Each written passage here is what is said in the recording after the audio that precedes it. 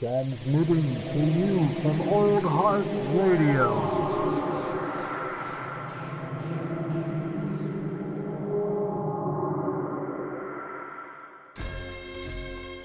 Prepare to have your bones chilled and your hairs raised.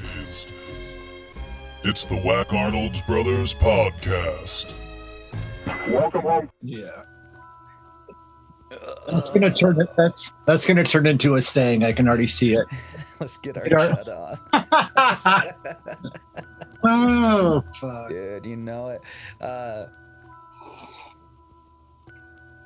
If you hear the lovely slurps and laughter of these two fucking goons, then you know it's a WacArnold's Brothers episode. Yes, sir. My dude, we are at 44. Dude, it's fucking crazy, man. It's crazy. It keeps rolling. The WacArnold's Brothers train keeps rolling. Recently on one of our Instagram posts, somebody, Dylan Standerford, he made a comment on it. He was just like, the WacArnold's Brothers is a name I haven't heard in a long time. Oh my. Isn't he like a bodybuilder now or something? Dude, yeah, like no joke. Like I think so. Last time I talked to him, I got to reach out to him again because I would really love to have him on a pod. But he does like powerlifting or something like that, where it's like I talked to him last year sometime, and he was working on creeping his way up to like, I don't know, something like 600 pounds. And last time I saw one of his videos, dude, like I saw that dude fucking deadlift like something like 590 pounds. I was like, what the fuck, dude? Yeah, that dude's getting fucking jacked. That's just crazy because he was just like a skinny, tall, just like I was, back in the day. So that's crazy. He's just like, that's crazy, huh? Yeah, he just, it's something that like I think he just like he got into it, and the next thing you know, he's just like it's an interesting focus. I've never experienced that kind of, I don't know. It's interesting. Yeah, competition or life. So, anyway, shout outs to him because him and a lot of other fucking people do remember the WacArnold's when they would kind of sneak in their whack attacks. That's so it's always kind of fun to have a shout out. But this week for episode 44, we set aside a lovely movie. Shut. Yeah. Cannibalistic humanoid underground dwellers. It's a real quick before we jump in, dude. I started this new position, and I have my own office, so What? that's crazy. Yeah, Dude. Yeah, huge congrats, man. You're like that's dude. I've never experienced having an office. What do you do with that space? Well, that's why I brought that up, because I'm sitting here looking around. I'm like, I'm probably gonna bring in a Lego or two, or a Gundam, or like nice. Poster or a toy. I'm like, what the hell am I gonna, you know what I mean? Because I'm not just gonna have some boring fucking office. No, man. I mean, I think it's you can make it a reflection of like your personality a little bit, and it can be that alone can be like a welcoming thing for people to walk into, rather than exactly. Yeah. So that's fucking cool, man. Yeah. Once you start assembling it, you have to share some like photos or something, because Totally. Yeah, you have so many random like models and like you're saying, like Lego Star Wars stuff and like other things, and it's just like, yeah, dude, like I think of those as like cool nerdy decorations in a way. Totally. Hell yeah. Do you think you're gonna slap a C.H.U.D poster on the wall? I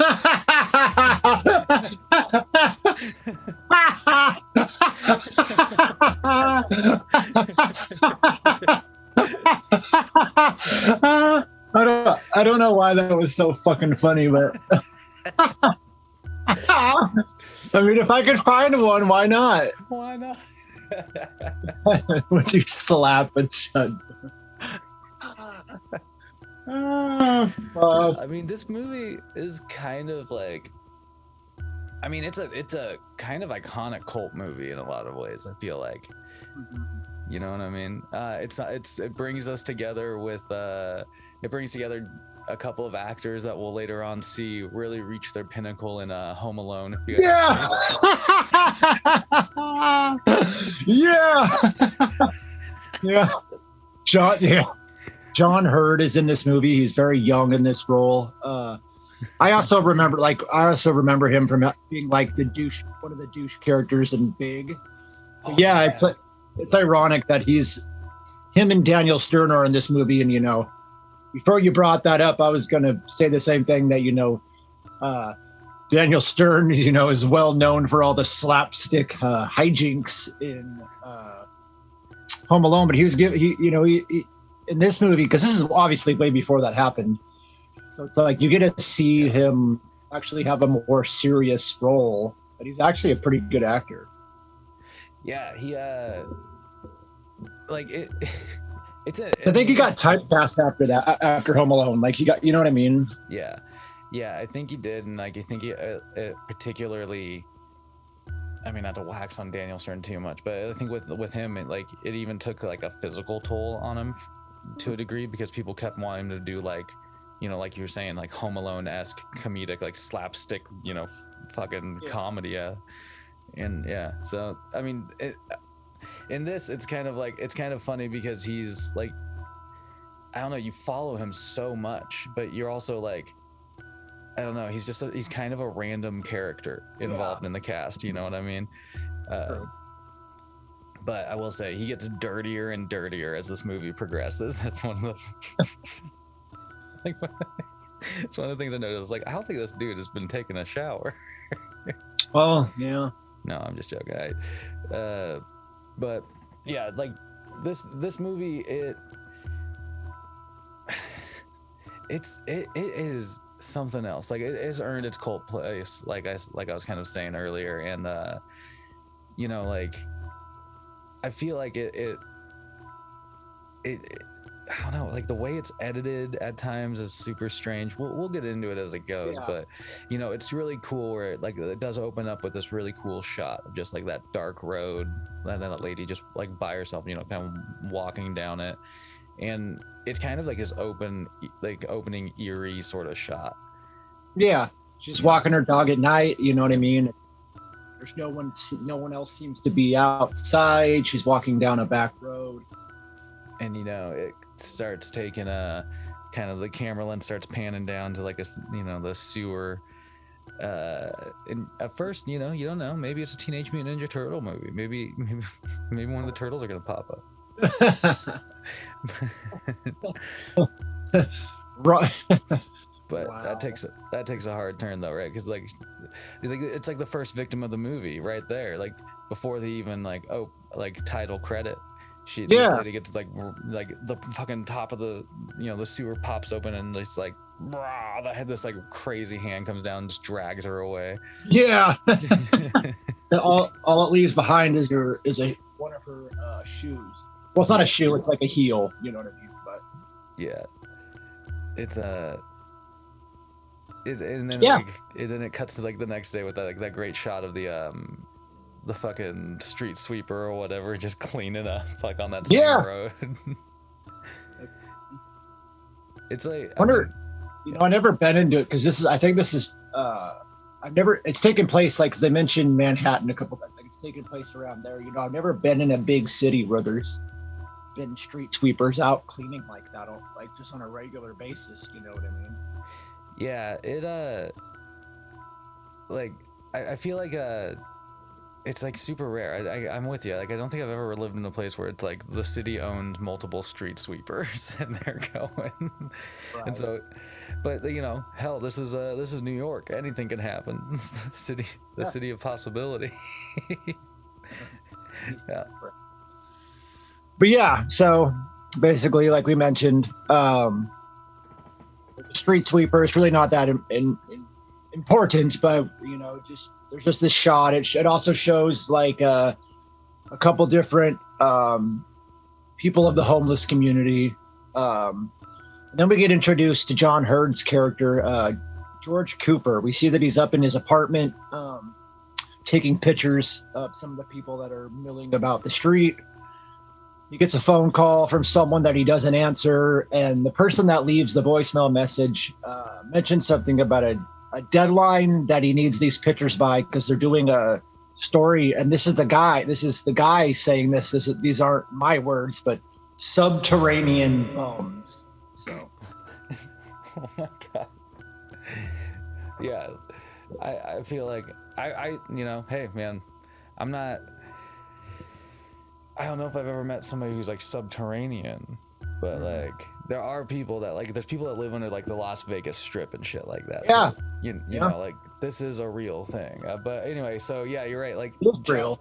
John Hurd's like rocking like this like gnarly cut off sweat. Like he has like his sleeves cut off on his sweatshirt. He's showing off the guns, you know. 80s for sure. Yeah.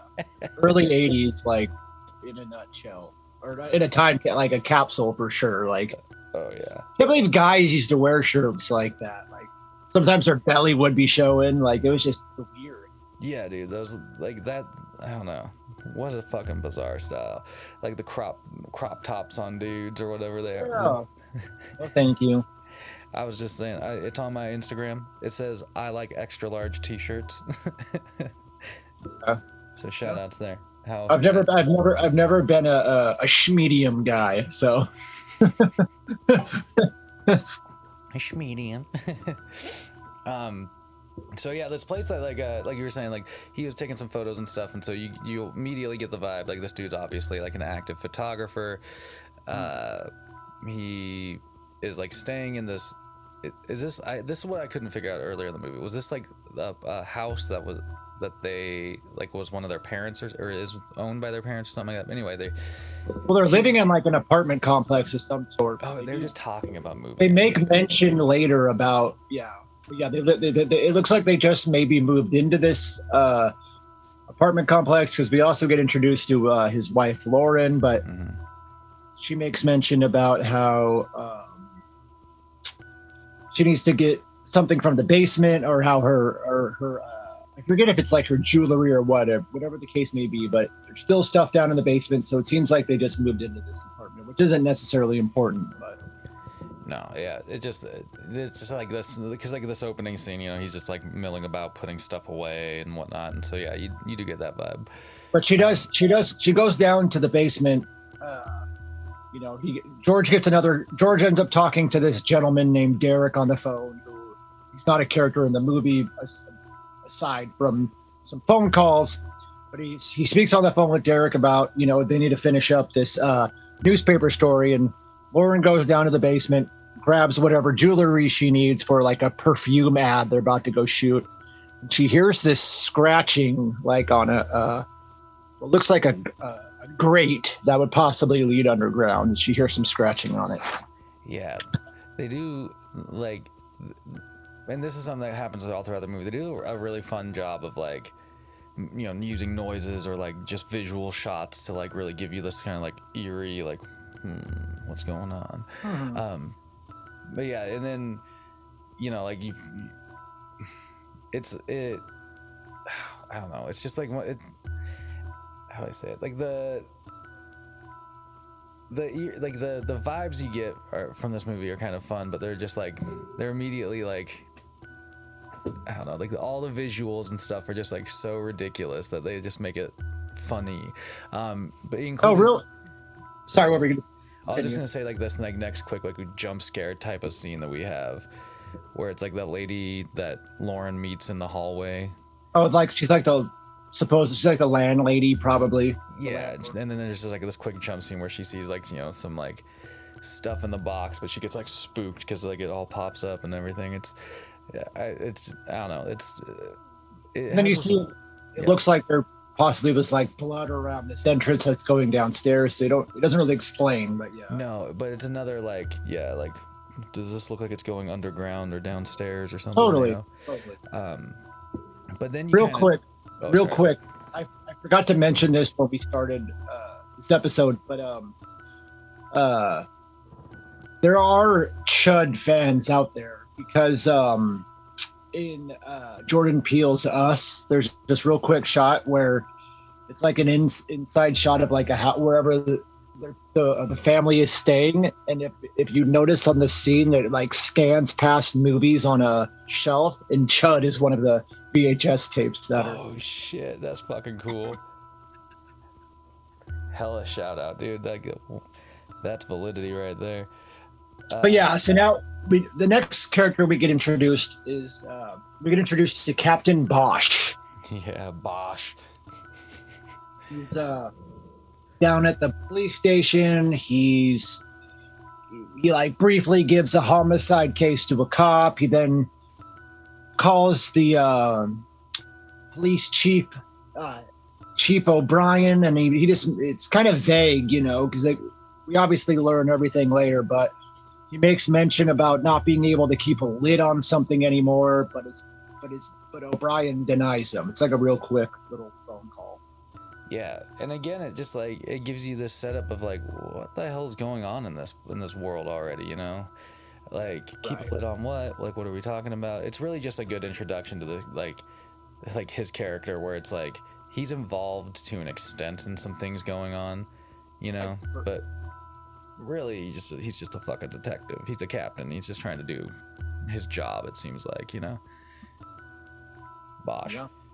But then he goes to interrogate, as they refer to her, once again, their words, not mine, a bag lady, which is, you know, obviously a derogatory term for a homeless woman. But they go to interrogate this homeless woman who apparently tried to take a policeman's gun.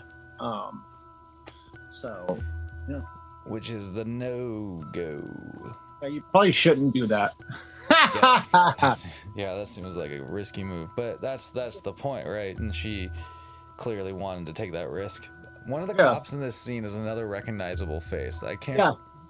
What's his name? Do you know? I don't know his name, but what I recognize him from is I used to be a really big fan of the show King of Queens, and he plays Doug's like boss at IPS, the delivery. Oh, he's like a delivery driver. He's like his boss.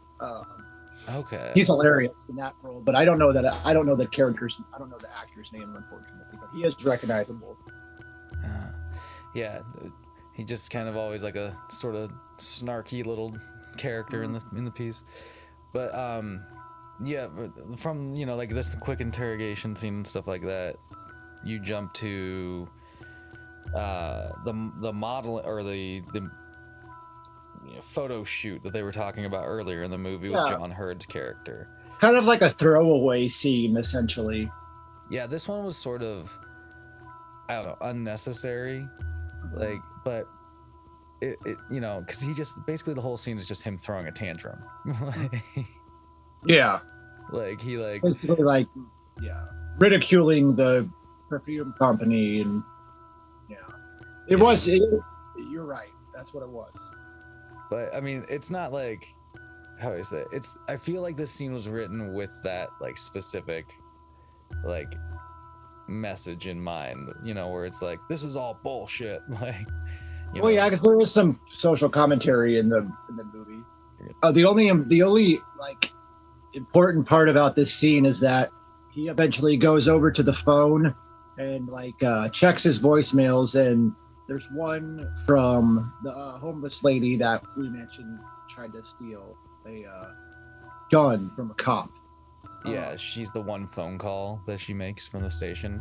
Yeah, what we're gonna follow up with on a little later, because first we see Bosh. He gets a missing persons report, and it's filed by someone named A.J. Shepard.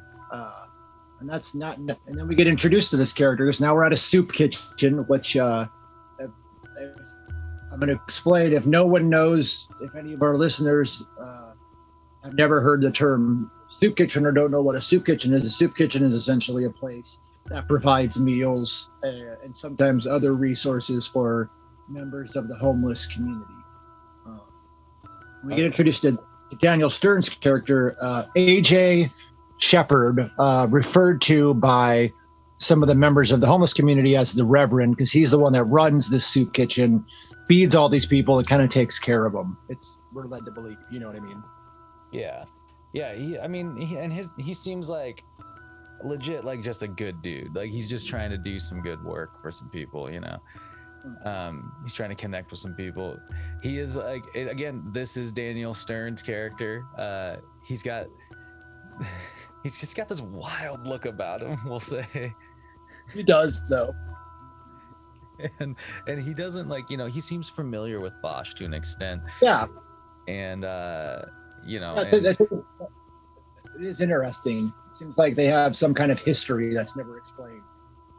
yeah, exactly. Like I just imagine that, you know, he's probably filed maybe a missing persons report before for somebody or whatever, you know, so they might be familiar. But he just really gives Bosh like a fucking what for, dude. He's always like, every time he interacts with law enforcement, he's always like, why aren't you doing something about this? Right. You know? Yeah, we actually learn quite a bit here. We learn that you know, he talks about how all these missing people, that there's about 10 to 12 missing people that all are undergrounders, that are people that live like obviously underground, and we see there's like multiple entrance and exit points to the underground, but basically there's 10 to 12 people that are missing that live underground that he hasn't seen in about 2 weeks now. Which we is, get into, that's a lot of people. yeah. He also mentions that one of them whose name is Val, is the only one that's been showing up. Oh yeah, Val's got some. Val. He's got a wild look in his eye. He's got some mental health problems. Let's put it that way. For sure. Well, and you know, he immediately, like, when Bosh approaches him, it's just immediately like, not like, what does he call? He calls them like he says like, oh, it was like, he calls him Gog and like Mangog or something like that. Like something weird, yeah, like referring to these creatures that are on that. Yeah, it's weird. Yeah, and but yeah, he's like, you know, like you said, he kind of refers to these creatures, and Bosh is trying to figure it out. You know, like, are you just talking about like people you know? Like, what the hell are we talking about here?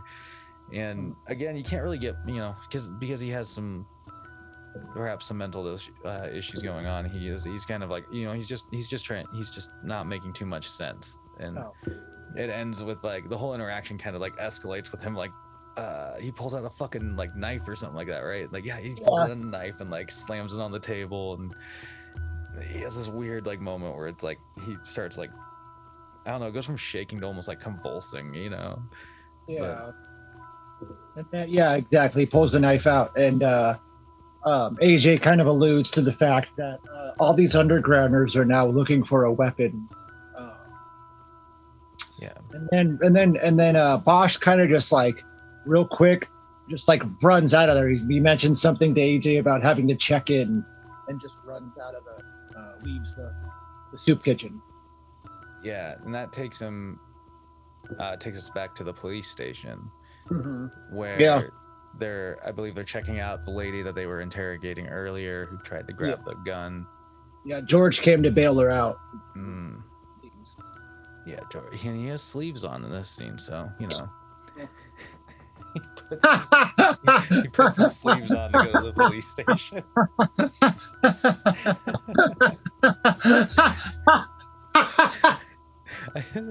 I've always liked that idea. Like, I better put some sleeves on here. Anyway, so so he goes down to the station, and he bails her out, and then you kind of, you know, you sort of follow him for a second. You know, she calls like some cops like pigs on the way out, and tells them to suck a dick, and it was super funny. Oh yeah, that's right. She's like, pigs suck a dick. I forgot about that. It was just like really random. Many moments of just small fun. Anyway, so they get like a police tail on him or something. Shit. Yeah. Like, which is so suspicious. Like, this lady didn't really do much. Like, this dude bailed her out. Like, why are you guys fucking tailing him? Like, yeah, but it also like, Yeah, it is kind of random because you're kind of like, I wonder why they would have someone tail them. Like, is there something we don't know? You know what I mean? It is interesting. But the tail doesn't really last very long because he follows them, through the street. They make their way like into the subway station, um, and they start making their way underground. And the officer that was tailing them kind of gets to that section where they were going to head underground and like takes a whiff of the air and basically just like makes a note, like talks to himself about how he's going to explain to his commanding officer that he lost the trail because he doesn't want to go underground, which I don't blame him. Yeah, he's just like, nah, this is where the line is. But and you do again. You keep following the other two characters as they kind of keep meandering through the underground. Yeah. And so you're starting to like explore, that side of this whole movie where you do spend a considerable amount of time in some tunnels or whatever. Yeah. I mean, it is C.H.U.D. Yeah, they oh my god. Yeah, they go through like a series of paths, and they end up in like a bigger section where it looks like there's quite a few people that are potentially living in this area. A couple of them run off when they see George, this person they don't recognize, but it looks there's just a bunch of random shit lying around and sheets, and it looks like a bunch of people are living here. Yeah. But they, while they're walking, we learn that the reason that she tried to steal the gun is because she wanted to give it to someone named Victor, and he asks him why Victor would need the gun, and all she really says is he doesn't need. She also saves George from being potentially smashed in the head with a giant wrench by a man named Hugo. Yeah, dude. Hugo and his wrench, man. He's dirty as hell looking. Yeah, like yes, sir. He is. Just the Hugo and the fucking wrench. Anyway, so you eventually get to Victor, right? Like he meets Victor, and you sort of see the circumstance, like like Victor's like he calls whatever, like, he's talking about like these ugly fuckers, and it's hard to make sense of like if he's just like again if he was attacked by somebody, or that's what he's talking about. But then they show you this like wound that he has, and it's just that ain't no fucking human wound. Like, it looks like something took a gigantic bite out of his leg. It's a gnarly fucking massive wound that's on his leg. Yeah, it's fucking intense.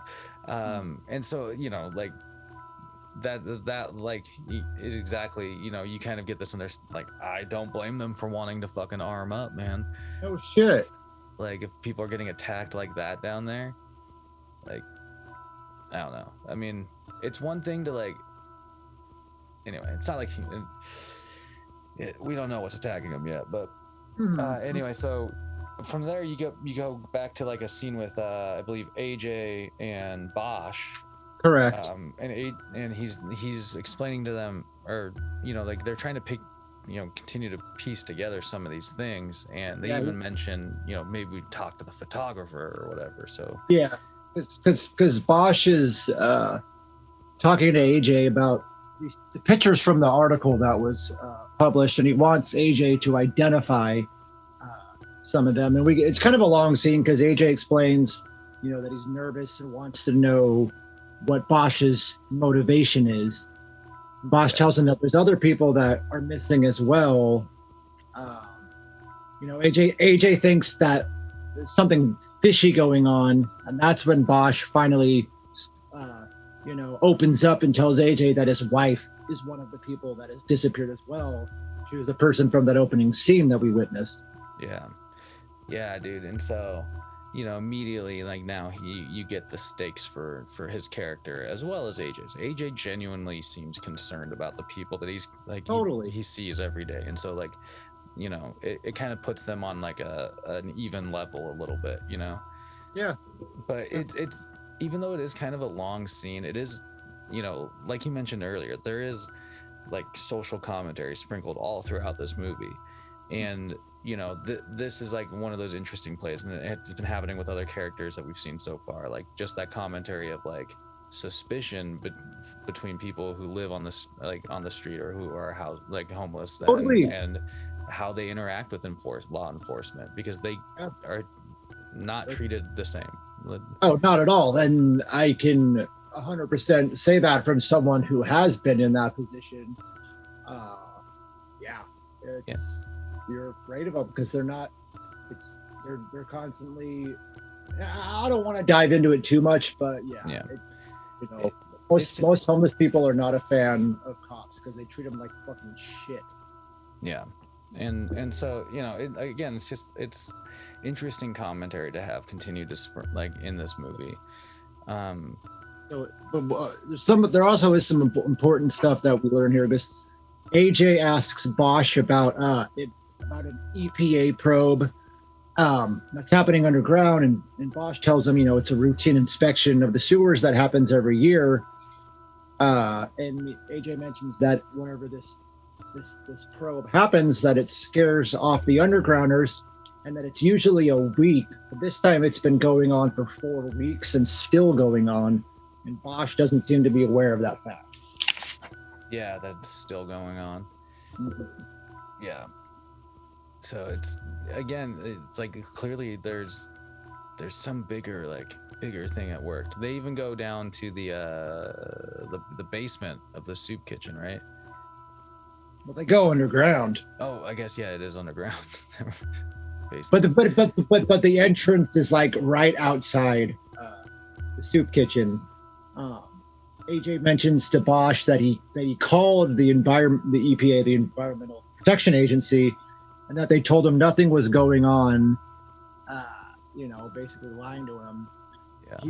AJ shows Bosh some of the stuff he found, including like looks like a boot from like some kind of like hazmat suit possibly, and also an NRC, something that checks radiation. Yeah, the radiation detector. Yeah, he's like, you wear these suckers in power plants or whatever. Right, that's right. Yeah, they continue to head underground. He mentions that he also called the Nuclear Regulatory Commission, and that the person, he just kept getting passed off to people with no explanation. You know what I mean? Yeah. There's something fishy possibly going. That's when and this is the scene they find that like the Geiger counter, and that's something that AJ uses like later on in the movie also, and so it's kind of it's interesting because anytime something like that's involved, it becomes one of those like sort of like signifiers, like you know, like in this scene it flares up a little bit and then it stops completely, and they're just like, what was that about? Like, you know, would be weird. It gives you that like the weebie jeebies. They also hear like a loud like scream, like kind of like guttural scream happening from somewhere. Yeah, and that's also a dead giveaway. Something's down there. Yeah, but we don't see anything quite yet, because you know, the next scene it sort of jumps back to Lauren. She's at home sitting on the couch waiting for George to come home, and he gets home. You know, she mentioned she's pregnant, and they kind of have this scene where they talk about, you know, do we want to have the kid? Do we not want to have the kid? And long story short, they decide that, you know, they want to have a kid. Yeah. It's not necessarily important. It's another scene that's not really necessarily super important. Yeah, it's like all I can think of in this scene was like this scene seemed like another attempt at some sort of commentary with like John Hurd's character being like, you know, like, well, I'll support you with what you want to do, and like, you know, she's like, well, it's your kid too, let's make a decision. So like but I, you know, in terms of now, it's sort of like, I don't know, it was random. But there's a cool shot that happens here where, so they go to bed, and they get a phone call. This part isn't important either, but he gets a phone call because they never follow up with this Derek character again after this. But he gets a phone call, and he picks it up and pretends that he talks in the phone, but pretends that he's the answering machine. And this person leaves this. Yeah, it's pretty funny, but he like leaves this angry message. But there's a cool shot where it pans from like them on the bed over from the phone, and then it pans through outside the window, and we see someone walking down the street, and then it follows up with these people that are walking down the street. I just thought it was.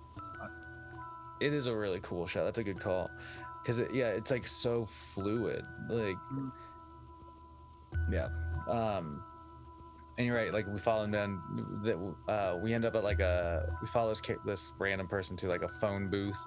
Yeah, it's like an older gentleman, and possibly his daughter. You know, we learn later that it's like his granddaughter, I believe. But anyway, continue what you were saying. Yeah, and they stop to use the phone. Obviously, this is like I said, a phone booth you go to, you put quarters in, you dial. And during this whole sequence, like, it's surprising, dude. I've worked with people that have like never seen a phone booth. You know what I mean? Yeah.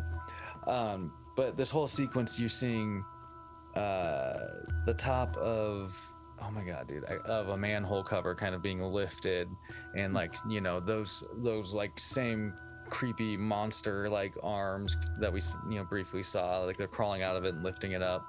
And it's kind of a sinister scene because, like you said, like he has his granddaughter with him, and the granddaughter seems to notice this, like, happening, and before you know it, the grandfather is just yanked out of the booth and like dragged away, leaving the granddaughter just there. And it is, and we get like a quick shot of the monster too, because like you said, she sees it. He's too busy making the phone call. She tries to alert him, but by the time she alerts him, like he's, like you said, he literally just gets yanked out of there. But we get this real quick shot of the creature, and it has, some sharp teeth. It looks like its eyes are glowing. He just grabs the guy by the throat and yanks him away. But I will say this: he didn't kill the kid. Like, he's got the C.H.U.D has possibly some morality to it.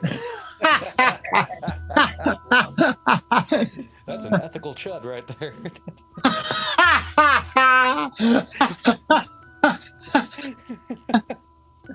Oh wow! I will say, like, and you see it, like, definitely later in the movie too. Like I do like the character design for the C.H.U.D. Yeah, I think it's really cool. The glowing eyes and everything, like. And like one of them later, its eyes are like this one. Its eyes look like they're kind of glowing yellow, and there's one later where its eyes look like they're glowing white. Yeah. We learn later why, like maybe why, but it's cool. They do look great. I wish there would have been more of it, because there's really, you don't necessarily see them too often. Like there's a couple shots later where you see them, like, and they're both also kind of brief. Like it is. I'm with you there. I think it is kind of unfortunate that you don't see like more of the creatures just in general, but I think it gives you, I don't know, it gives you enough taste to like appreciate it, I suppose. But there is one scene that's involving Lauren that's like probably one of the longer times you see the character on screen, but we'll get to that later. So anyway, we mentioned that the C.H.U.D took this guy away and left the little girl, and we follow up on that like the next day, where the little girl's at the police station. Bosh enters, and the cop tells him, oh, this little girl's hysterical. She's talking about how a monster from the sewer took her grandpa. Yeah, dude, it was just kind of like laughing and all. Well, the one cop's almost kind of like smugly like, well, yeah, it's a monster's case, yeah. Right. But like, it's like things are for Bosh, like things have got to be starting to stack up, and you can tell he's getting more suspicious of things, to the point where he meets up with AJ in the scene after, and like they go, they go to the my god, John Hurd's house, the photographer's house, right? Yeah, well, because first Bosh goes to the guy that tailed them earlier and tells him to set up a perimeter on the street and cover the subway station. and put out a all points bulletin on his wife, but then he also calls Chief O'Brien again and mentions that he's going to go to the commissioner's office and speak to him, and also have someone from the Nuclear Regulatory Commission there too. O'Brien calls him crazy, and Bosh mentions something about a cover-up. But like you mentioned, then yes, we go to this scene where Bosh goes back to see AJ and wants him to bring along his evidence. Yeah, and again, But before all that happens, yeah, continue with what you were saying about them going to George's. yeah, because in this, it's just a really it's a great little moment. They're trying to see if George is there at first, and then when they can't get in, AJ just whips out a fucking knife and just picks the lock on George's apartment or whatever, and that's when they get in there and they do see some more of his work, where it's shots of Victor's fucking leg and other things that just kind of are clearly suspicious. Yeah. And then they take that picture of Victor's leg wound. Yeah. And that's when they take it to that meeting that Bosh was alluding to setting up or whatever. Yeah, because the meeting has got Bosh, it's got AJ, it's got the commissioner, it has Wilson, who's this person from the Nuclear Regulatory Commission, and then there's also a person that's with Wilson, like a co-worker of his or whatever the case may be, his partner, but this character, we don't get a name. He's just along for the ride, essentially. Yeah, he's there to mean mug also. Mm-hmm.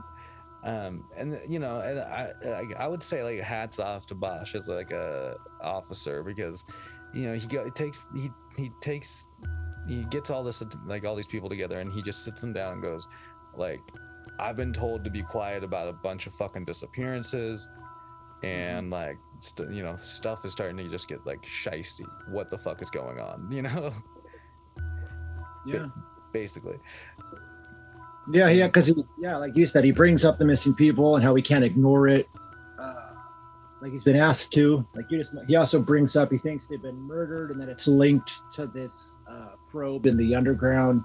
And of course, Wilson's that's preposterous. Yeah, dude, it's fucking crazy. But I love that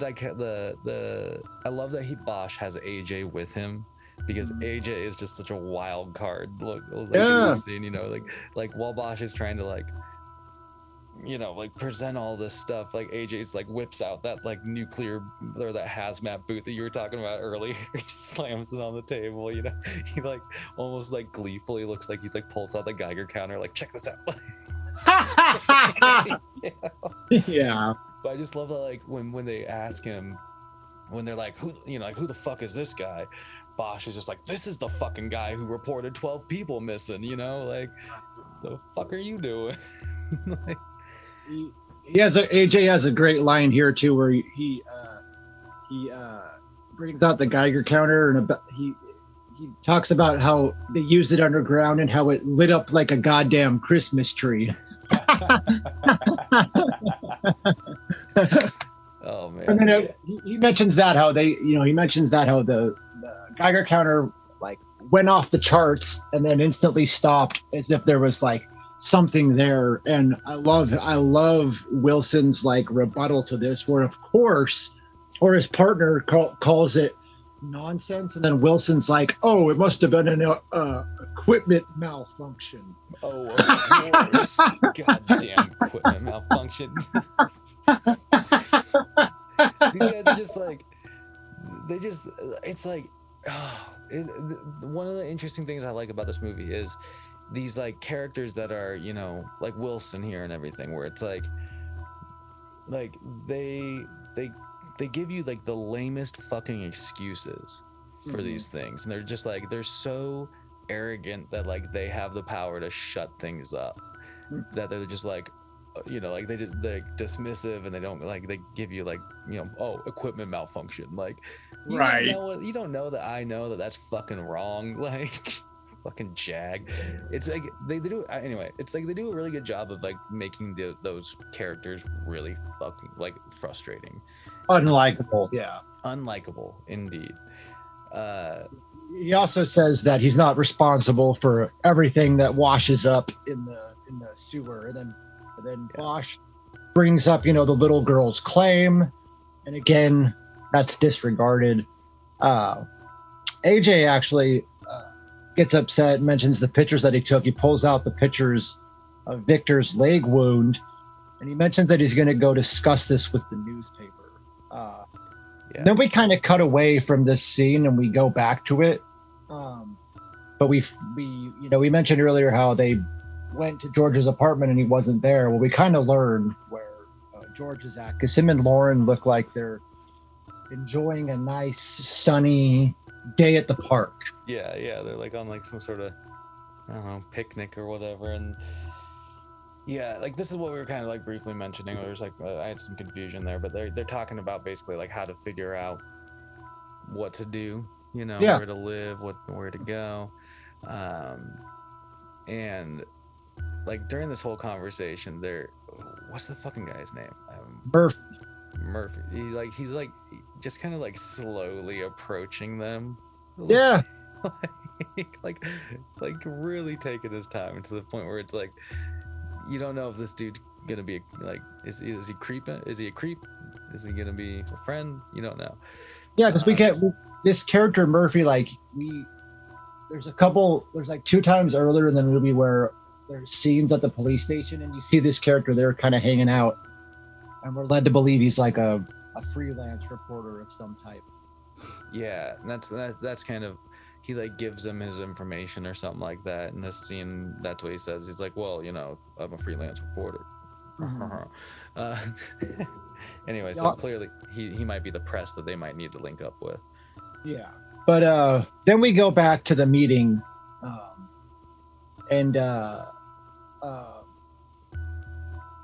so Wilson's partner tells Bosh and AJ that 3 weeks ago the EPA encountered slightly elevated radiation levels near Lafayette Street, which is where like a bulk of this movie takes place. That's like where his soup kitchen's around. Wilson then mentions something about a leaked story about the NRC wanting to transport radioactive materials through Manhattan, and that due to some appeal that they can't move this stuff, and that the order is keeping them from moving it out. But they don't mention where it's at. Yeah, so it's just been sitting down there for whatever. Like, they're just like, oh, well, I mean, I guess we'll just leave it. Wilson's such a scumbag. Yeah. I mean, could you imagine, like, hearing about this happen, like, where you live, like, just being like, oh, yeah, and all of a sudden there's just some hazardous waste that the city was just storing in the sewer. That'd be fucked up. That does kind of just sound like a 80s like Teenage Mutant Turtle-ish type plot, though, like, for sure. Yeah. Like, it really does. Now that you mentioned earlier about, but anyway, we learned that, there's radioactive material somewhere in the city. Then we cut back to George and Murphy. Murphy's asking George about a story about the homeless, and because it seems like Murphy knows a lot about George. He mentions how, oh, you used to like make all this money doing photography. Like, why are you doing this story about the homeless? And George mentions he wanted to do something relevant. And then he also, it does. Yeah, he also brings up something about how he tried to speak to the NRC people and no one wanted to talk to him about it. And he's mentioning that right as like George and Lauren hop in a cab and leave. And and then that takes you again back to the meeting with Bosh and AJ and Wilson and all them, right?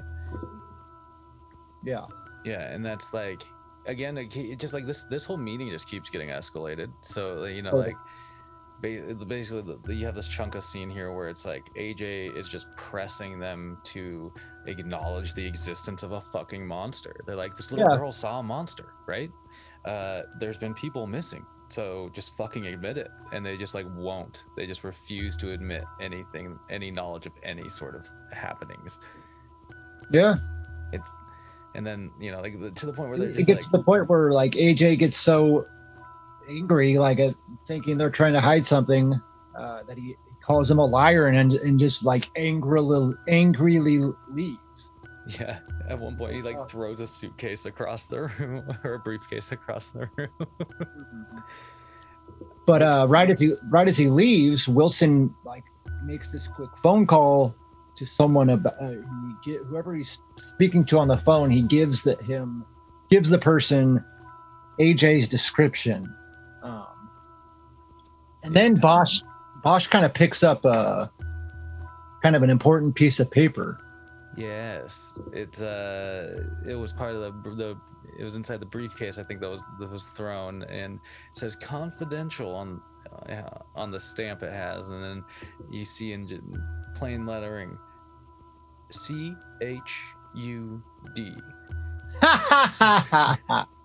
And you're like, well, okay, what the fuck is C.H.U.D? Yeah. Then we kind of learn a little bit, at least we think we learn what, C.H.U.D stands for. Because Wilson, AJ's gone at this point, but Wilson kind of finally like spills the beans and tells Bosh and the commissioner about two gas company guys that found C.H.U.D, a cannibalistic humanoid underground dweller. Yeah. But it's dead. Before we see the follow-up to that, there's this real quick scene where AJ's seen walking down the street and like tries to go to a payphone to make a call, and this guy in a red polo like harasses him and steals his quarter. It's so random. This is why payphones aren't a thing anymore. Too much of this kind of thing. People. No, was that the guy that was supposed to tail him, or do you think that was just like a rant? Oh, because oh my god, dude, that's right. Yeah, I think it's a different guy, but because it's like such a weird scene. Like he like takes the quarter out of his hand or whatever and like eats it. He puts it in his mouth. Because this guy comes into play again later, but yeah, it's just super random. Oh my god, dude. And then this takes you to like a sequence where it's like Bosh and the police commissioner Wilson and stuff, and they're like looking at where, I don't know exactly where they go. It's somewhere got to be close by that Lafayette Street, but they go to this like hazardous site where they all have to put on some gear, and they presumably are about to get shown this C.H.U.D body that they're talking about, and you get a shot of it kind of, which is sort of cool. It's like you see like a image in Bosch's like cool visor or whatever. And the dead C.H.U.D, and we learned that it was a gas leak of some form happened, and that he died by asphyxiation. Wilson mentions that he's going to go ahead with the cleanup of it, and Bosh is like, well, there could be more, but Wilson doesn't want to hear it. He thinks there's only one, and he also tells Bosh that he's in charge, and like it or not, we're going to do things my way. Yeah, and again, like he even frames it to like the point where I think he even says the line like, we can't afford the publicity or something like that. Yeah. Like it's all about just saving fucking face. It's crazy. It's just, I don't know, it's just one of those things, like there's no redeeming quality about Wilson's character. No, he's a complete and utter fuck. Yeah. Then we get an interesting scene next where we see some of Wilson's men are in radioactive suits in the underground, but Bosh, against Wilson's orders, sent some of his men in as well. There's cops with flamethrowers that are wearing like gas masks. One of them also has a video recording equipment with them. so they can see. So because one of the guys has a video camera, and there's a live feed from the camera that Bosh and the police commissioner, and Wilson are all watching. Yeah, it's one of those like classic setups. You just know, like something bad's about to happen. Like I've seen a Predator movie. I know like things. This is not a good sequence. But it's kind of cool. It's kind of interesting because, like, like you said, they're sort of making their way through the tunnels. Bosh is like, kind of, keep telling them to keep moving forward.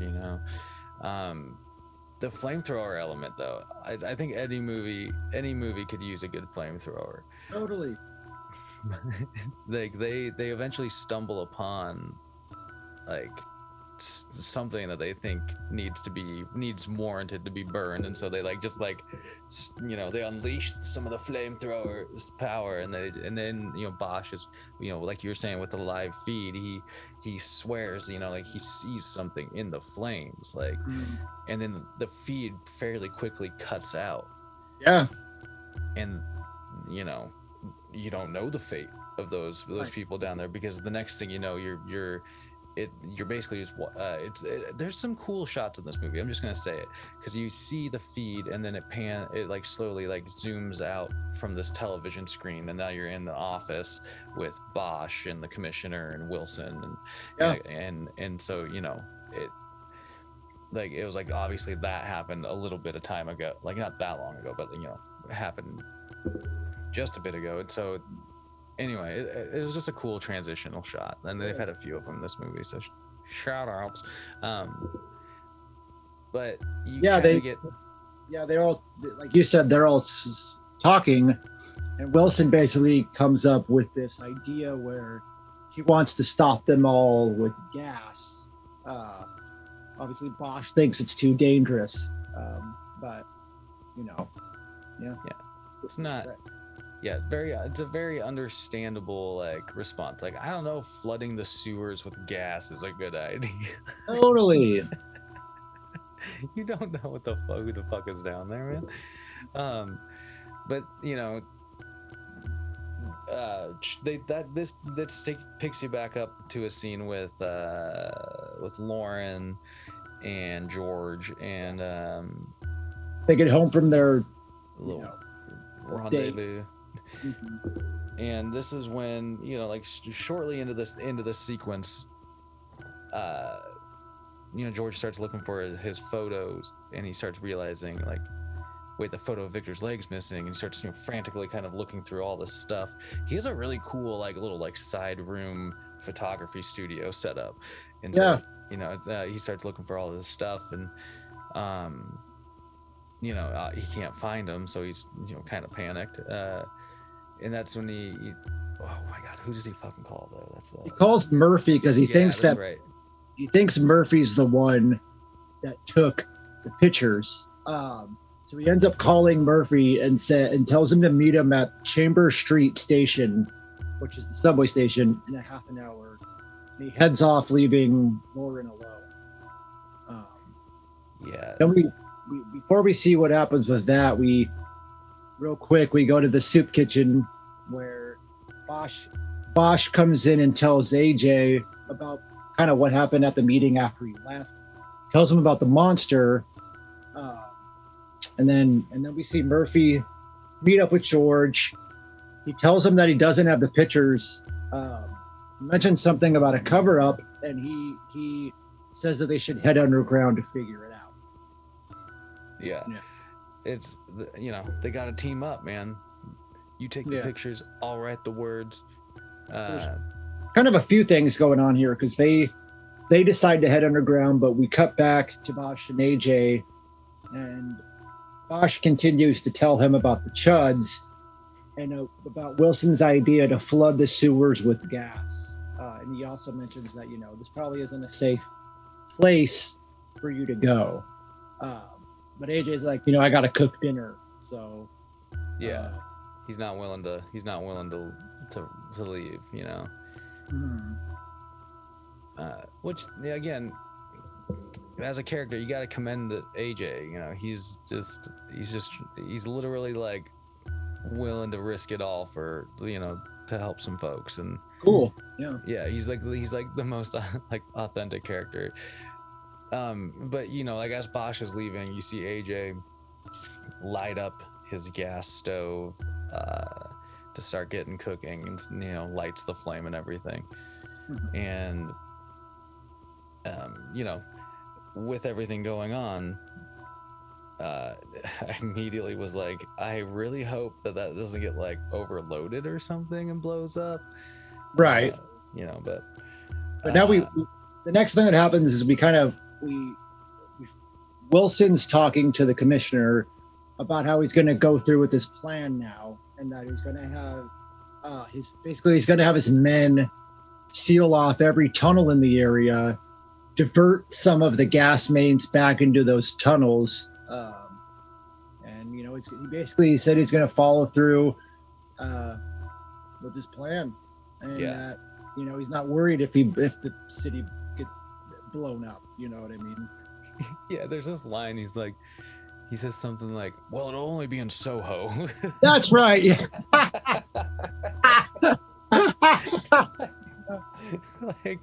like it's okay. It's a small loss, man. Like, yeah, fucking Wilson.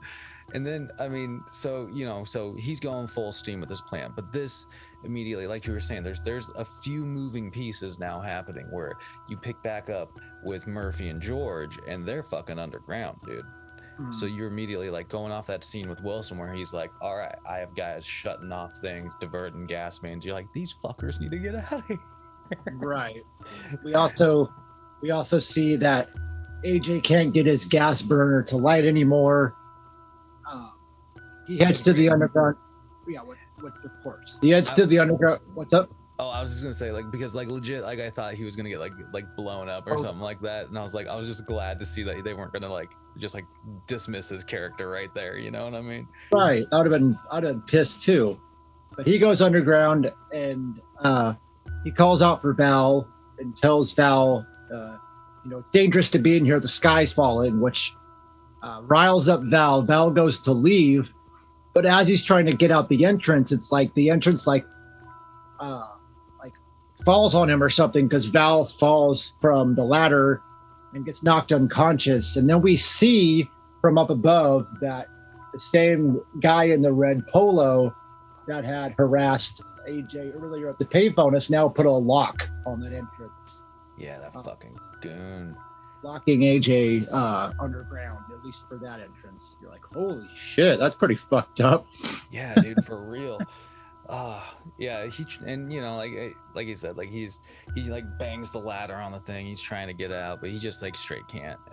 He did pocket the Geiger counter before he went down there, though, so you know, that's good for he has that going for him. There, you pick back up with Murphy and George. Murphy at this point has a gun, by the way. Yeah. He's prepared. There's like a line like real quickly earlier where he mentions that well, if Victor wants a gun, I want a gun, or something like that. Yeah, for real though. And so, like, you know, they're walking. Murphy, like, they hear something, and Murphy gets all suspicious. They approach what looks like a kind of, you know, a tunnel or something like that, a pipeline, and out of nowhere, a fucking C.H.U.D springs forward on Murphy and just grabs him and drags him into the pipe. And, you know, there's this like great sequence where George is like, oh shit, you know, and he grabs Murphy's legs and tries to pull him back out. It's like, nah, dude, that's a fucking lost cause, man. Yeah. He does try to help, but Murphy dropped his gun though, and I can't remember. George picks it up, right? Mm-hmm. Yeah. So Murphy's dead. So George is by himself now at this point. But yeah, that was cool. That was cool. What I thought would have been cool there too is how, you know, he grabbed on his legs to yank on him. It would have been cool if like the C.H.U.D would have just like ripped his top half off and George would have fell back with Murphy's legs. But that didn't. Either way, just some stumps or something. So Murphy's dead. We go back to AJ, who He's looking around using the Geiger counter. He's he's obviously walking around the underground trying to find a way out. He also drops like the batteries to the flashlight he was using, but eventually he starts to hear this weird breathing, and he comes to this like part in the underground where he sees this huge, like a group of like 4 or 5 CH.U.Ds together. Yeah, dude. It looks like they're standing over some like form of radioactive waste or something. Yeah, it was some sort of like, I don't know, like almost glowing, like you said, like radioactive looking waste. And so you're just like, you can't tell what they're doing with it, but there's multiple of them for sure. Yeah. Like, look at that's right. It even looked like one of them like doing like a yoga pose or something, doing some stretching. But anyway, AJ. Yeah, he tries. What were you gonna say? I was just gonna say, like, AJ accidentally, like, he's like watching it a little bit. Like, I mean, you would like, there has to be this horrible fascination with like, what the fuck am I witnessing right now? But then of course he makes some noise a little bit and like, stumbles on the ledge, and then like, like gets noticed or they hear the noise at least, and then he rushes the fuck off. But that picks you back up with Lauren back at the apartment. Mm-hmm. And, again, Lauren's kind of like, seems like she might, she's curious about this, whole door or basement doorway to the grate, whatever. Yeah, to like a grate to the underground or whatever. And, it's like clearly something like it's connected. Like, you got to be wary of it now. It's kind of random though, because she just like pries it open with a crowbar and just hops in. I'm like, what the fuck is she doing? Yeah, like that would not have been my fucking move, dude. Like, my move would have been to maybe cover it the fuck up, put some heavy shit on there, and not go in there. Like, yeah, but there's a lot of like back and forth shots in the scene of like AJ kind of in the underground, and amongst other things, and like Lauren going underground and stuff. So you get this really, you're kind of like getting all the characters into like, they're sort of moving pieces. And because she stumbles upon a dead dog. Yeah, it was such a creepy part of the movie. It's like hung. Yeah. It looks like it's hung by like a fucking belt or something like that. Like collar or something. Yeah. Yeah. That cool. That freaks her out, and she ends up going upstairs back to her apartment. Call the police. But like you said, there's a lot that's going on right here, because there's also a quick scene where there's Bosh talking to some policemen, and they're like near the riverside, and he finds his wife's rotting, decapitated head. Yeah, dude. Like, to be honest, like when I was watching this, I had almost completely forgotten that Bosh had his wife missing, in this movie. Again, because there's so much stuff going on, and then this scene like happened, and you're just like, oh shit, that's right. Like, and so like, fuck, dude, what a curveball for that character in the middle of all of this. Like, because the next scene, it's just like, he's just like at a bar looking off and distraught in the distance, while these officers are like, hey man, should we like take you home or something? Like, and then he has this sad kind of like monologue where he talks about his wife and how she recently went back to school to become a teacher, and how she studies all day, and like at night she likes to go out and walk the dog. It's kind of sad.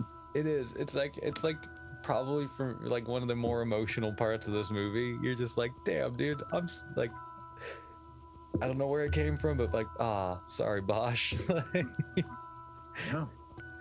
Then we cut back to Lauren, who looks like she's getting ready to hop in the shower. As she's hopping in the shower, we see that from the entrance in the basement that a C.H.U.D is starting to climb out of. And then that scene in the shower is pretty cool, actually, because she in the shower. The water's not draining. You know what I mean? So she grabs a wire hanger to unclog it. And this was super random, but a really actually cool scene. But randomly, she's trying to unclog it, and randomly this blood just splurts out from the fucking drain and just blasts her in the face and sprays everywhere around the shower. I was like, what the fuck? Yeah, dude, it caught me off guard. It was a really cool sequence, but I was also just like, what is this in the movie? Like, you know what I mean? Like, it didn't make any sense. Like, why was there like blood splatter coming out of the drain? Like, what the fuck? But it's a really cool, like, boom, boom, and then you know, like when the blood splatter hits, like she, you know, gets covered and jumps back, and you're just like, what the fuck just happened?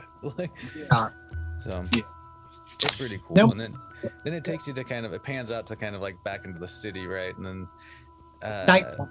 Yeah, nighttime, and you know, like we were talking about earlier, the relationship between the homeless community and police officers. You see like a little, like, you know, suspicious glimpse, because these cops are just like walking by these two guys that are sitting on the sidewalk, and they both like immediately get weirded, you know, kind of weirded out and cover, you know, up, and it's just like this brief moment, but you're just like, yeah, I mean, there's, like I said, like we've said, they sprinkle it in the commentary. But these guys, you find out these two officers that they're going to go get a bite to eat, and one of them happens to be the great John Goodman, man. What the fuck, dude? I totally fucking forgot that a super young John Goodman plays this tiny fucking cameo role in this movie. I was like, holy shit. It's such a throwaway role, but it is like, oh my god, dude, that's him. Yeah, they go into this diner to get some cheeseburger and cokes, and also like sexually harass the waitress. Yeah, that being said, John Goodman's character is not the greatest character in this movie. No.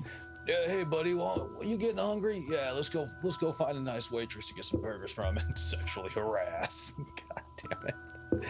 Like, I don't even remember what he says, but it's just something. It's just stuff like, you know, unnecessary. He comments on her legs and shit like that, and like, you know. Anyway, so this is all important though, because while this is happening, the burgers are on the grill. Those two fellas that were outside, they notice a manhole cover. Well, one of them sleep. Yeah, noticed a manhole cover open and a C.H.U.D pop out, and the C.H.U.D seems. Yeah, he runs, and the C.H.U.D goes up to the diner. Well, I think it might have been more than one. Yeah, you're right. I think there's like two different windows that you see. Two different C.H.U.Ds. But yeah, so needless to say, the C.H.U.Ds are on the move. The C.H.U.Ds are attacking. It's going to be one of those. It's exactly what they were thinking, right? Like if we try to just asphyxiate them, they'll probably just rise to the city, right? Right. Yeah, we kind of see the carnage that happens at the diner later from like we don't see inside the diner, we see from the outside, and we hear about the aftermath, but it doesn't show you what happens in this scene. It just shows the C.H.U.Ds like breaking the glass from like the windows of the diner, but we don't see what happens at the diner. But you know, we're led to believe that, and obviously, like I said, we see later they're all dead and it was a bloodbath and a massacre. But we go back to Lauren in the apartment, right? Yeah, getting dressed. She walking around her apartment. She sits down to the TV, and while this is happening, a C.H.U.D breaks into her neighbor's apartment. But like I said, she's watching TV, and then there's kind of like a lot of stuff happening here again, where on the street there's a large group of police that are now at the scene of the crime at the diner, explaining there's no witnesses, no bodies, just blood. Just blood. Wilson and his men are also there. He's telling them to block off manhole covers, and he's about to put his plan into action. Yeah, man. Yeah. And like this entire time, like again, George is still underground. Yeah, we kind of meet back up with him here. Yeah, you meet back up with him as he kind of is like trying to make his way through. Like, you got to think, like, he really probably doesn't know where the fuck he's going. Like, he could be lost. Yeah, which would be terrifying, dude. It would be. but you know, like as he's stumbling about, that's when he comes across like is it like that's room with Victor and everything, or is it like a different, is it that same room? Yeah. Oh, because Victor's, oh my god, that's right, like Victor's like turning into something. He discovers him in the bed, and he's like you know, flips him over, and like Victor's like in the process, he like kind of attacks George a little bit, and like has like looks like he's turning into a C.H.U.D. Yeah, dude. But George using the gun that Murphy dropped, shoots him, and thinks he dropped him, and then, you know, has to pop him a couple more times. There's a jump awake, a classic jump awake. Yeah. Scary. Yeah, she shoots him a second time, and then he gets smacked in the back of the head by the bag lady, who was upset, you know, about him killing Victor. But then I thought, it's been a while since I've seen this movie, but I thought that, you know, this is going to be the demise of George. But lo and behold, then AJ pops out of nowhere and just knocks the fucking lady over. It's such a funny sequence if you think about it. So like George is there, he gets domed, he gets knocked over, the lady's like, all right, I got you. Then AJ just runs in and shoves the back lady over. Right. Like, all right, George, I got you. Yeah. So he saves George from dying. I'm certain doom. Then we go back up to the streets where Bosh has now shown up through all the commotion on the street. He finds the carnage at the diner. He finds Wilson as well. And this is where Wilson mentions that he's about to start pumping the gas. Bosh is upset. You know, he blames Wilson for everything and how he's going to stop him. And the commissioner basically tells Bosh to return to your car and await further orders. Yeah, because like you said, Bosh has a moment where he just, you know, he just starts like letting it out on Wilson, you know, like yelling at him like you like, you know, he blames him for his wife and everything. And I mean, justifiably, like this, you know, this bureaucrat's just fucking covering up like the murders of some fucking people. Right. Like, it's for sure. But yeah, Bosh gets kind of like shoved off, and it's probably for his own good. Collect your mental for a second, my man. But you know, then it kind of shows you, because like you said, there's all sorts of things happening out here. It shows you like that Lauren's watching the news report that's being filmed at this location. You see like a shot of it looks like maybe two different trucks that roll up to two different manhole covers and like are parked on top of them. And you know, it's just like they're just like, you can tell that they're setting up. And even the news report is like that schmuck that's like with Wilson, he's like trying to like sell the story, like we're gonna temporarily be diverting some gas to this location, right? You know?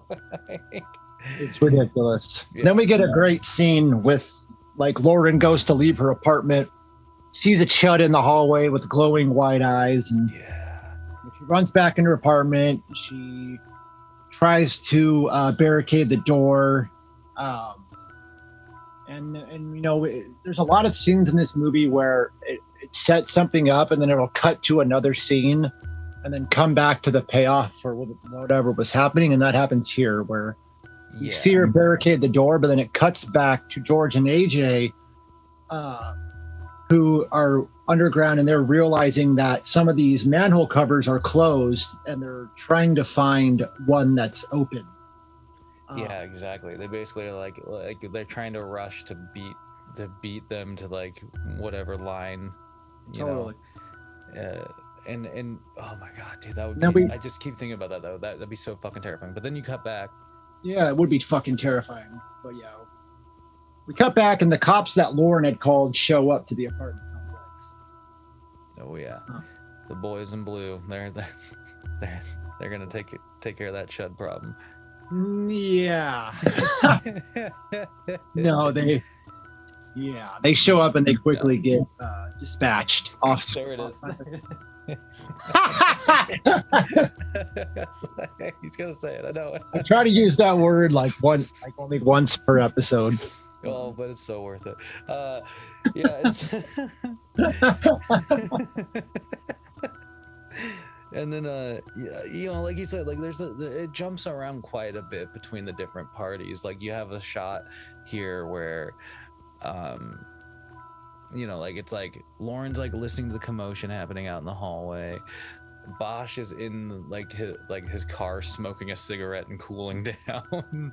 And then like, you know, George and AJ are just frantically running around the fucking tunnels until they run into something. Yeah, they do run into something. Like first they run into a bunch of this radioactive material and see that it's toxic waste. They realize that this is Wilson's poison dump, and we also learn what C.H.U.D really stands for. Contamination. Well, you want to say it? No, go for it. Contamination, hazard, urban disposal. Yeah. You fucking kidding me? Oh my god, dude! And it's a pile. It's a bunch of shit, man. It's not just like a one or two barrels. No, it's a lot. Yeah, it's a lot of chud. They also make another discovery but I'll let you talk about that in just a second, because there's a quick scene where Wilson makes a call to start the gas. But what do AJ and George find next after they find all the waste? Well, isn't it like, don't they stumble upon like it's like a bunch of fucking bodies or something like that? Yeah, it's like, all the carnage from that scene from earlier. Yeah, I think it's really cool how they did that because you know something happened to them. You don't necessarily have to see see it as it happens, but them stumbling upon this area. One is like a fucking nightmare to begin with. Like two, like now you get like the conclusion of like, oh shit, like all of these fucking cats are dead. Like, yeah, there's just body parts strewn about. Yeah, there's a great shot too where they pick up the camera and they mention in a second that they need the headset, and it pans to this just decapitated head, and it looks great with the headset on. So yeah, it'd be gnarly to come upon. Yeah, it's a well done like shot, like if you ask me, and yeah, especially that headphone sequence where it's like, you know, they even go over and like, you know, interact with it by picking off the headphone and stuff, and it's cool. But you know, they see the camera there, so they know it's a live feed. They try to boot it back up and get somebody's attention on the other end, but you know, some jag newscaster's not really paying attention until they get that audio feed, and then you know, then they're able to get the person on the horn a little bit. They call for Bosh, you know what I mean? And that's when they get Bosh in there to like help. But before that happens, we cut back to Lauren now. And this is what I'm talking about, where this cool payoff happens, where, you know, she's still in her apartment, and this C.H.U.D ends up breaking into her apartment. She tries to trick it and run out the door. It doesn't work, but she ends up getting it into the dark room, and she throws some kind of fluid in its eyes and tries to lock it into the dark room. She grabs a fucking sword. I don't know where the fucking sword came from. There's like a random wall decor that they have or something. Right, and she's waiting for it to come out of the door, but it ends up busting through part of the wall. And then something really fucking cool happens. Dude, like this whole sequence is like probably the longest shot of a C.H.U.D that you get. So totally super cool there alone. But like when the C.H.U.D busts through the wall, it looks fucking cool. And then on top of it, you have this awesome moment where like it's kind of strange, like the C.H.U.D, like it's like neck starts growing, and like it gets like it, you know, little Mr. Fantastic move starts like kind of growing a little longer, starts moving, and then Lauren just just chops that fucking head right off, dude. It's so good, and what a clean cut, dude. You see like this cool cross section of like neck and like green blood and shit, and all just looks like radioactive, man. It's amazing. It's cool. It's just this great shot of the C.H.U.D's neck elongating, and then she just fucking. Yeah, it's probably the coolest like C.H.U.D sequence you have. If you ask Yeah. me. I think it was dope. Yeah. And then then AJ and George get Bosh over the headset, and Bosh tells them to head to a specific manhole, and that he'll meet them there. And then Lauren also escapes her apartment complex and drives off in a police cruiser. Bosh uses a loudspeaker and asks to move the truck. He gets the keys for it, and this is where Wilson he tells Wilson like, we need to get this manhole covered. There's people down there. And Wilson's like, it's risky, but they run off together, alone. And Bosh threatens to tell him that he's gonna, that he knows what C.H.U.D means, and that he knows what he's been up to with dumping all this shit in the basement. And Wilson basically says, I can't let you do that. He's not gonna let this story gets out. Yeah. But Wilson's like willing to fucking kill for this shit. Mm-hmm. But before he gets the chance, Bosh just like classic, just one punch, whack, knocks him out. No, dude. So good. Whap. That was great. I didn't know Bosh had it in him, but there's strength within. Anyway, so yeah, it becomes this like, and then from there it becomes this frantic like moment of like, oh shit, I gotta get to that manhole cover and move that fucking truck, right? Because he just like shortly after that, Bosh like bolts off through the crowd and to where he needs to go. You see Wilson kind of get up, and Lauren's driving to the scene in the police cruiser. Yeah. And so like it's all culminating there, It's like Bosh, I think it is Bosh. Like he moves he eventually is able to move the truck that they need off of the manhole cover. But that's not, I guess he's not able to move the manhole cover. Right. He grabs the crowbar to try to move it, but all out of nowhere, Wilson pops. You don't see it happen, but he gets shot in the back, and Wilson pops back up. Wilson's a fucking coward. Well, yeah, he is. Wilson ends up jumping in the truck, and at this point, AJ managed to push the cover off, and him and George pop out. And we get this great scene where this is another moment that I thought, like, I was like, oh no, don't let AJ die. I thought that fucking dick Wilson was just gonna back up, but yeah, they climb out, and Wilson does try to run them over. They roll out of the way, but then we get this great scene where Wilson tries to run them over again, and AJ fires off a shot with the gun, which hits him in the stomach, and then we get something that I love talking about in a movie. Oh my god, yeah. It's, I said this one's like so random too, because like, so like you said, he pops Wilson fucking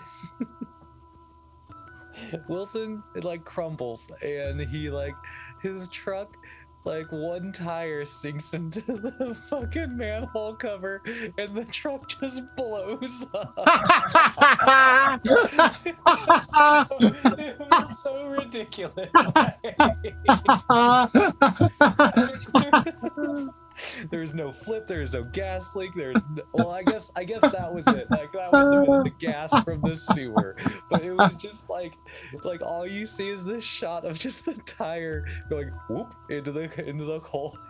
Just kaboom. I was just like, that's the greatest. That has got to be a top. It's glorious. Oh, it's so good. Yeah, it's so good. And you get your classic kind of conclusion, sort of wrap up here. So Wilson's fucking dead. He's burning in that truck. George and Lauren are reunited and they have a passionate like I love you kiss, and then AJ is like checking on Bosh. Yeah. And then Great. it's you think it's all good from there. It's all good. But Yeah, from my the movie- understanding, there is another movie. Yeah, but the sequel is like super weird because it's Isn't it called like- Bud the Chud or something like that? it's more of a comedy horror movie, and it's like these two kids like steal I forget why they steal this body. I think they're like medical students or something, but they steal this body, and the body there's like in the movie it begins we learn that there's like military people that knew about the Chuds and use them to like create like powerful soldiers of some form. Oh, And okay. this body they steal happens to be the last one, and he doesn't look like a full monster Chud, like the green body and the glowing eyes. Like he looks kind of like how Victor looked with the sharp fangs. Like he looks like he's in transition. But then it's like they steal this body and he gets revived, and I forget the actor that plays him, but he's been in some other stuff and he's a good like comedy actor. But it's like way more of a comedy movie, and it's like way over. It's kind of like has like Encino Man type shit happening. Just like everything. Yeah, they really lean into that comedy. Totally, yeah. Where it's just like, yeah. Interesting. Well, I mean, this one, the OG Chud, is like, it's just a fucking fun movie, and Yeah. you It's get some, like, interesting. It's unique. yeah, I agree. I you don't get. I don't know. It's a really cool plot that you see like go, from like beginning to conclusion. You get some fun character performances, particularly AJ. I think AJ's the standout character for sure. Totally. And you get some cool creature moments. It's just I don't know. It's like it, and you get that epic car explosion. Like, Yeah, you can't go wrong with that. It's definitely one that's earned that cult status, and I think people, if you haven't watched it, you gotta watch it just for the entertainment value. There is some good social commentary involved in this movie as well. But yeah, just a fucking gem, just a goddamn gem. It really is. It's like this. It reminds me of like. It's obviously not the same movie, but some of the stuff that happens kind of reminds me of the stuff.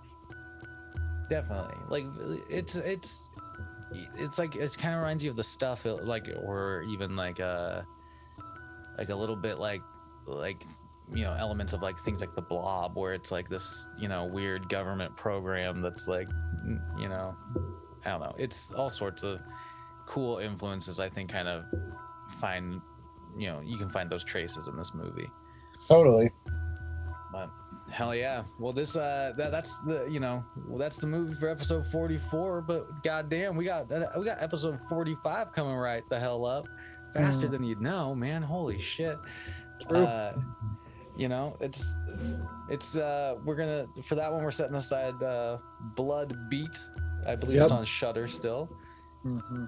And that one will be a fucking gem just as much as this one, I hope. Yeah. It's a nutty movie. So Hell yeah. All right. Well, out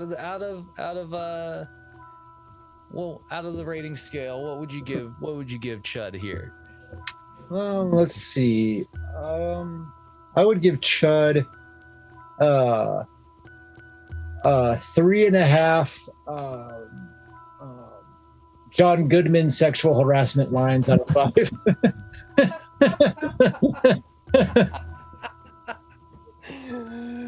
Oh god, I'll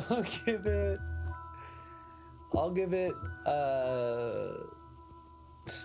7 chopped elongated radioactive necks out of 9. Out of 9.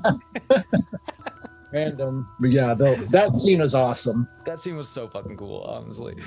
Oh my god. All right. Well, you hot dogs, if you're just a hot dog, make sure you're a corn dog next time. If you're a corn dog, thank you for listening. As always, I suppose we'll see you at episode 45. Yes, sir. All right. Good day.